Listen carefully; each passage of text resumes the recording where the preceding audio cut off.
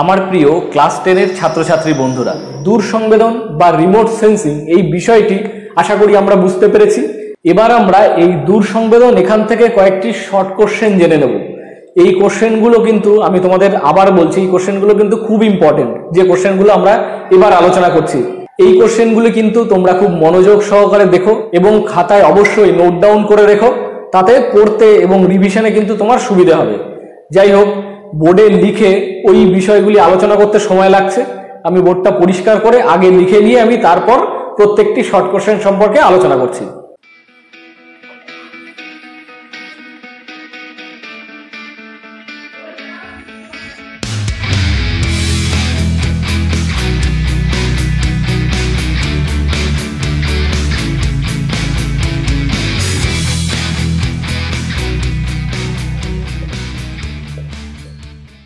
দেখো, কৃত্রিম উপগ্রহ সম্পর্কে কয়েকটি শর্ট কোশ্চেন আমাদের জানতে হবে। এই কোশ্চেনগুলো কিন্তু এর আগেও এখান থেকে মাধ্যমিকে আমাদের এসছে, বা তোমরা যদি পুরনো টেস্ট পেপার দেখো, যে এখান থেকে একটি না একটি কোশ্চেন তুমি পাবেই টেস্ট পেপারগুলিতে।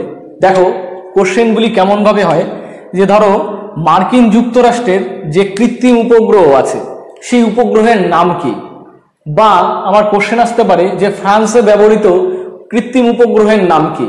এইভাবে কিন্তু কোশ্চেন হয়। দেখো, মার্কিন যুক্তরাষ্ট্রে যে কৃত্রিম উপগ্রহ ব্যবহার করা হয় তাকে কি বলা হয়? ল্যান্ডসেট। এবার এই 8টি কি লেখা রয়েছে এখানে, এই ল্যান্ডসেট এর মাধ্যমে কিন্তু মোট 8টি উপগ্রহ মহাকাশে উৎক্ষেপণ করা হয়েছে। ঠিক একইভাবে ফ্রান্সে যে কৃত্রিম উপগ্রহ রয়েছে সেই কৃত্রিম উপগ্রহের নাম কি? Spot, SPOT, spot. এই কৃত্রিম উপগ্রহ কটি পাঠানো হয়েছে? 7টি উপগ্রহ পাঠানো হয়েছে মোট। ভারতে ঠিক একই রকম ভাবে IRS এবং ইনস্যাট, মোট কতগুলি উপগ্রহ পাঠানো হয়েছে? 48টি উপগ্রহ। দেখো, এখান থেকে আমি প্রশ্নবোধক চিহ্ন রেখেছি এই কারণে যে তোমরা এই উত্তরটি আমি চাই যে কমেন্ট সেকশনে প্রত্যেকে কমেন্ট করে আমায় জানাও যে রাশিয়ায় যে কৃত্রিম উপগ্রহ ব্যবহার করা হয় সেই উপগ্রহের নাম কি।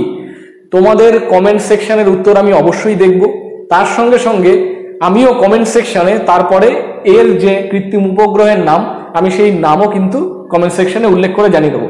যাই হোক, এই প্রশ্নটি তোমাদের কাছে রাখা রইল। তোমাদের কাছ থেকে আমি জানতে চাই যে রাশিয়ার কৃত্রিম উপগ্রহের নাম কি। যাই হোক, এই শর্ট কোশ্চেনগুলো কিন্তু খুব ইম্পর্টেন্ট, এখান থেকে একটি কোশ্চেন তুমি পেতেই পারো। এই কোশ্চেনগুলো কিন্তু খুব গুরুত্বপূর্ণ। তোমরা টেস্ট পেপার ফলো করো, পুরনো টেস্ট পেপারটা দেখে নিও, আগের বছরের টেস্ট পেপারটি।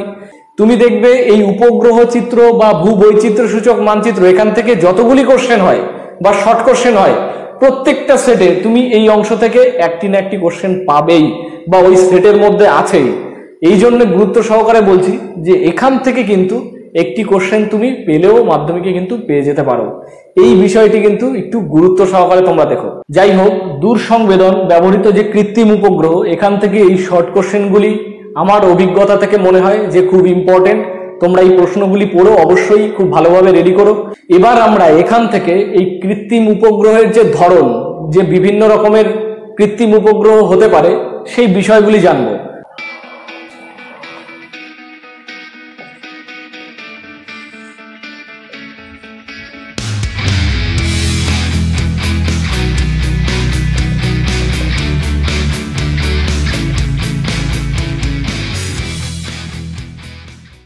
যাই হোক, দেখো কৃত্রিম উপগ্রহের ধরন। কৃত্রিম উপগ্রহকে আমরা কটি ভাগে ভাগ করতে পারি? দুটো ভাগে ভাগ করতে পারি। একটি হলো ভূসমলয় উপগ্রহ, একে আমরা ইংরেজিতে কি বলছি? Geostationary satellite. তাহলে ভূসমলয় উপগ্রহ বা জিও স্টেশনারি স্যাটেলাইট। আরেকটি কি? সূর্য সমলয় উপগ্রহ, বা ইংরেজিতে আমরা কি বলছি? সান সিনক্রোনাস স্যাটেলাইট। দেখো, এই দুটো বিষয় সম্পর্কেই আমরা জেনে নেব। প্রথমে আমাদের রয়েছে কি? ভূসমলয় উপগ্রহ। ভূসমলয় উপগ্রহ কাকে বলে? দেখো, আমরা একটা চিত্র অঙ্কন করি, তাহলে আমরা একটু ভালো বুঝতে পারবো। মনে করো এটি পৃথিবী।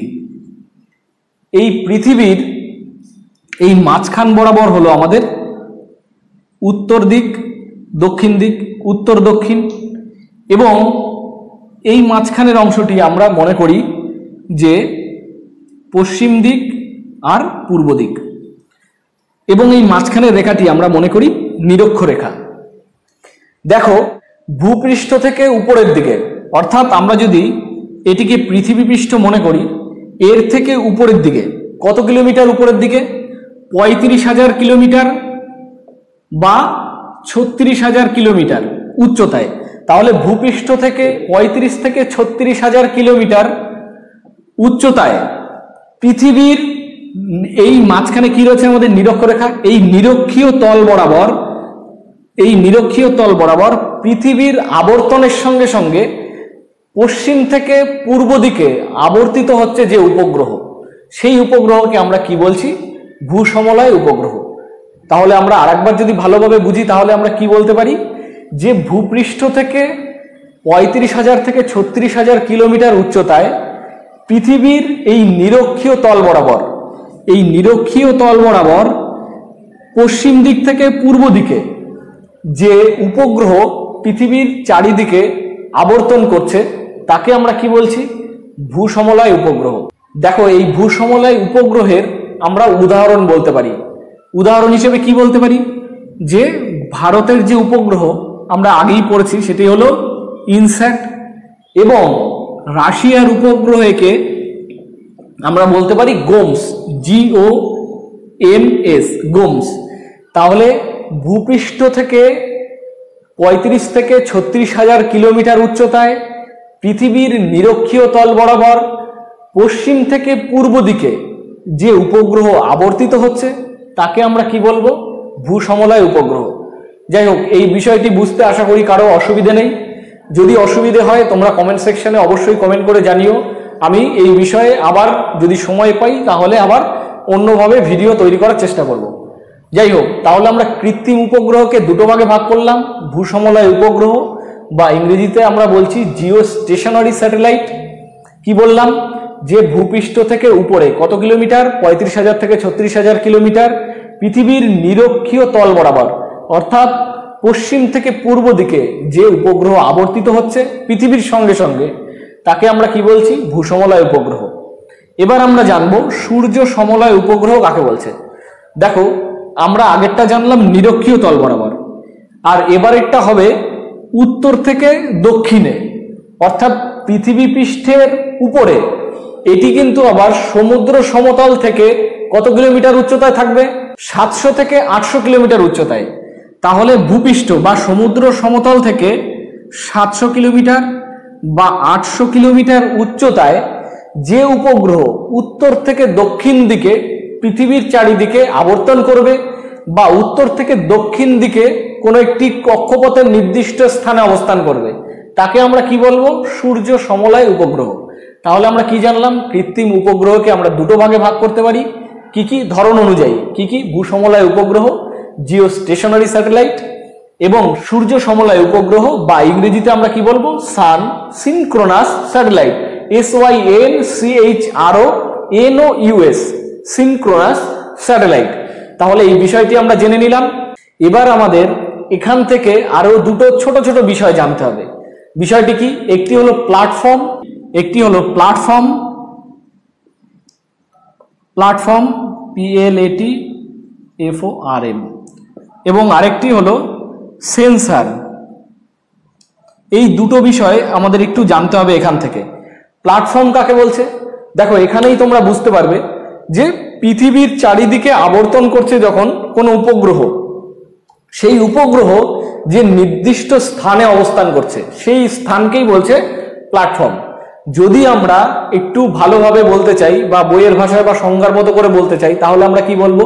যে পৃথিবী থেকে চিত্র সংগ্রহের উদ্দেশ্যে পৃথিবী পৃষ্ঠের বাইরে তার কক্ষপথের একটি নির্দিষ্ট স্থানে যেখানে উপগ্রহটি অবস্থান করবে বা রাখা হবে, সেই স্থানকে বলছে সেই উপগ্রহের প্ল্যাটফর্ম।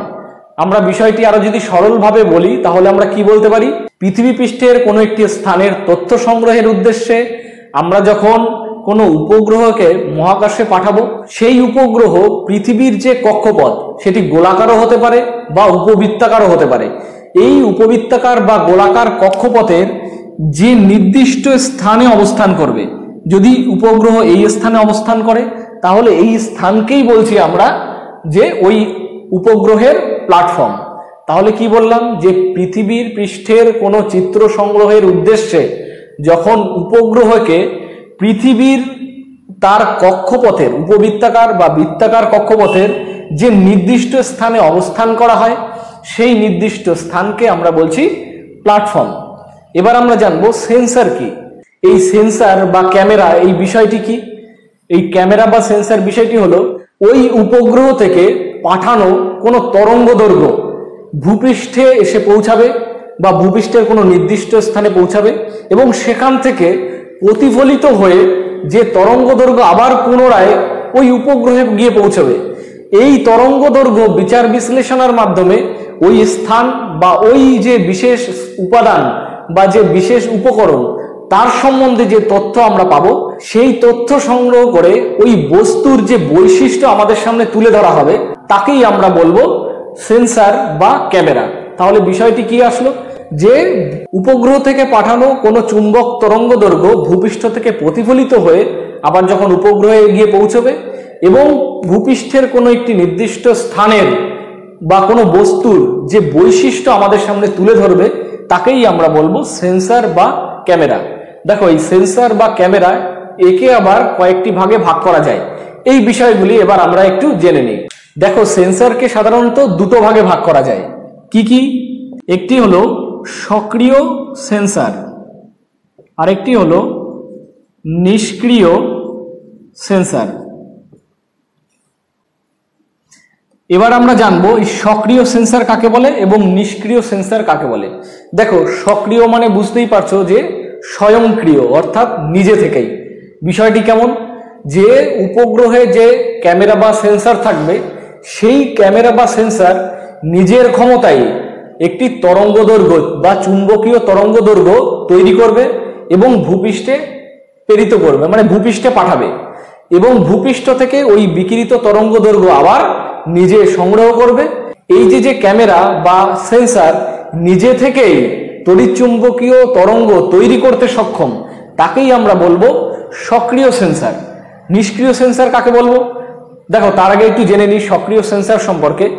এই সেন্সরের সাহায্যে তৈরি করা চিত্র আমরা কিন্তু রাতের বেলাও পেয়ে যাব। কিভাবে?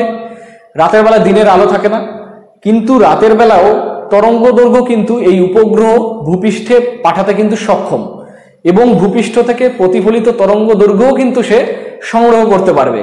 তাহলে আমরা বলতে পারি কি, সক্রিয় যে সেন্সর বা ক্যামেরা রয়েছে সে কিন্তু নিজে থেকেই কোনো বস্তুর যে প্রতিফলিত চিত্র তা কিন্তু সংগ্রহ করতে সক্ষম। কিন্তু নিষ্ক্রিয় সেন্সরের ক্ষেত্রে কি হবে, যে দিনের বেলায় সূর্য থেকে যে প্রতিফলিত রশ্মি বিকিরিত হয় সেখান থেকে কোনো বস্তু বা উপাদানের যে চিত্র সংগ্রহ করে যে সেন্সর বা ক্যামেরা তাকে বলে নিষ্ক্রিয় সেন্সর বা নিষ্ক্রিয় ক্যামেরা। তার মানে সক্রিয় সেন্সর কি? তাহলে আমরা সক্রিয় সেন্সরের মাধ্যমে রাতের বেলাও, অর্থাৎ সূর্যের অনুপস্থিতিতেও, অর্থাৎ রাতের বেলাও কিন্তু আমরা চিত্র পেয়ে যাব এখানে এর মাধ্যমে, সক্রিয় সেন্সরের মাধ্যমে। কিন্তু নিষ্ক্রিয় সেন্সর যে উপগ্রহে আছে সেখান থেকে আমরা কেবলমাত্র কিন্তু দিনের বেলায় তথ্য আমরা পাবো।